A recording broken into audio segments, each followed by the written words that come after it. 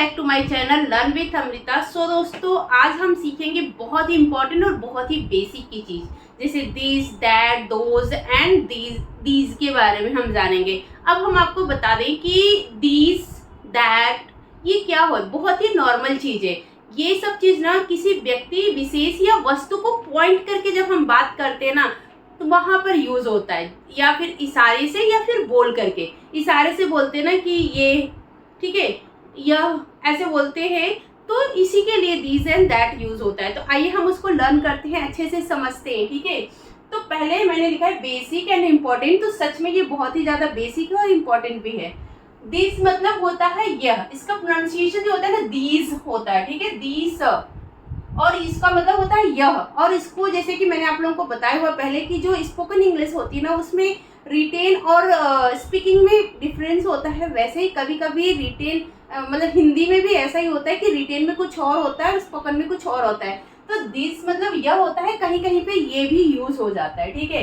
That मतलब वह होता है, ठीक है, लेकिन कहीं कहीं स्पोकन हिंदी में उसको वे भी बोलते हैं, ठीक है, वो बोलते हैं, वो ये कर रहा है, जबकि हमारा मन रहेगा वह कहने का, लेकिन वो यह कर रहा है या वो उसकी चीज है, ऐसे बोल देते हैं ना, तो वही चीज होता है, ठीक है। दिस मतलब ये, दैट मतलब वह, ठीक है। फिर दोज, दीज मतलब ये, और दोज मतलब वे, ठीक है।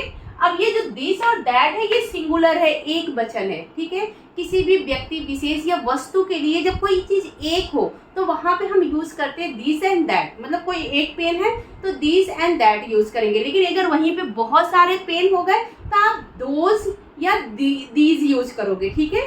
तो किसी व्यक्ति और विशेष के लिए किसी एक चीज को पॉइंट करके अगर हम बात करेंगे तो वहां पे दिस और दैट यूज करेंगे। लेकिन कोई चीज अगर पास में आपके, जैसे मैंने यहाँ पे लिखा है नियर एंड फार, अगर कोई चीज आपके पास में है तो उसको हम दिस बोलेंगे, लेकिन अगर कोई चीज दूर है तो उसको हम फार बोलेंगे, ठीक है। तो लेट्स स्टार्ट, हम सीखते हैं।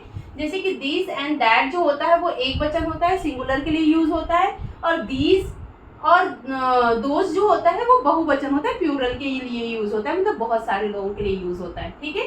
अब जो दीज का प्रोनाउंसिएशन होता है ना, दीज ज होता है, ज के नीचे बिंदु होता है। दीज मतलब ये और दोज मतलब वे, ठीक है।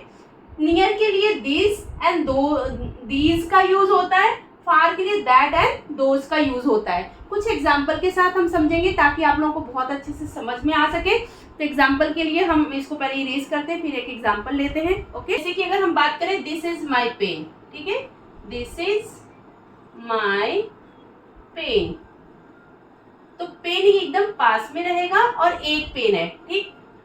अगर हम बोले that is my pen, that is my pen, तो पेन थोड़ा सा दूर है, ठीक है। अगर हम बोले these are my pen, ठीक है, क्योंकि पेन हमारे पास बहुत सारे हैं लेकिन पास में है सारे पेन, ठीक है। अब ड्राइंग पे मत जाइएगा, मैं कुछ भी बना रही हूँ, ठीक है। ये हमारे पास है बहुत सारी पेन। अगर हम बोले कि दोज आर माई पेन, ठीक है, जो ऐसी, दोज आर माई पेन्स, ठीक। तो ये पेन तो रहेंगे हमारे पास लेकिन दूर हो जाएंगी, देखो, ठीक है। पेन हमारे पास वैसे ही रहेंगी लेकिन दूर में रहेंगे। अब आपको समझ में आ रहा होगा कि सिंगुलर मतलब एक चीज के लिए हमने एक पेन यूज किया है, दिस इज माई पेन और दैट इज माई पेन, ये क्या है, एक वचन है, ठीक है। तो हमने क्या यूज किया, एक एक पेन यूज किया, लेकिन ये नियर है, ये बहुत ज्यादा नियर है, एकदम पास में है, और ये देखिए एकदम फार है, दूर है। दूर के लिए यूज हुआ तो दैट हमने बोला, पास के लिए यूज किया तो दिस बोला, ठीक है। अगर बहुत सारे पेन है लेकिन एकदम हमारे पास में ही है, तो हमने लिखा दीज आर, ठीक है, ये हमारे ही पेन है, हमारे पास में ही है, लेकिन वही पेन दूर है, तो हम क्या लिखेंगे, those are my pen. Hope आपको ये चीज समझ में आ रही होगी, ठीक है। सो दोस्तों, ये सिंपल सा वे है, मैंने थोड़ा सा समझाया, मैं कहीं बाहर हूँ, वहाँ पे यही अभी मुझे व्हाइट बोर्ड मिला है जिसपे मैं आप लोगों को इतना पढ़ा सकूं, क्योंकि मेरा बहुत ज़्यादा गैप हो रहा था, तो मैं सोची गैप ना दूं, अपने वीडियो में आप लोगों को कुछ ना कुछ सिखाती रहूं। दैट्स वाई मैंने ये छोटा सा आज वीडियो डाला है। होप आप लोगों को ये समझ में आएगा। ओनली हमने दिस, दैट एंड दोज और दीज का प्रयोग जाना है, क्या सिंगुलर होता है, क्या प्लूरल होता है, क्या चीज़ नियर के लिए यूज होता है, क्या फार के लिए यूज होता है, हमने ये जाना।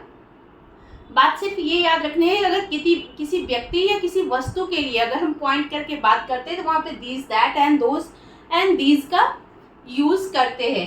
कुछ एग्जाम्पल के साथ मैंने आप लोगों को समझा दिया है। आगे फिर हम ऐसे ही कंटिन्यू करते रहेंगे। अभी मैं कुछ दिन यहीं बाहर ही हूँ, तो हो सकता है ऐसे छोटे से बोर्ड पर हम लोग पढ़ते रहेंगे, फिर हम कंटिन्यू और प्रैक्टिस करेंगे। सो दोस्तों, मिलूंगे नेक्स्ट वीडियो में। तब तक के लिए धन्यवाद। जय हिंद।